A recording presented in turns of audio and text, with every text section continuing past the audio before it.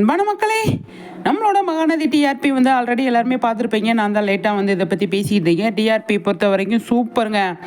போன வாரமும் சரி, அதுக்கு முந்தின வாரமும் சரி, தொடர்ந்து 3 வாரமாக வந்து அதிகரிச்சுட்டே இருக்காங்க. ட்ராக்கும் அந்த மாதிரி போயிட்டுருக்கு, இன்ட்ரெஸ்டிங்காக போயிட்டுருக்கிறதுனால வந்துட்டு சூப்பராக வந்து ஸ்கோர் பண்ணிகிட்டு இருக்காங்க. ரொம்ப பிடிச்சிருக்கு எனக்கு மகாநதி வந்து டிஆர்பி வந்து அதிகமாக எனக்கு ரொம்ப பிடிச்சிருக்கு.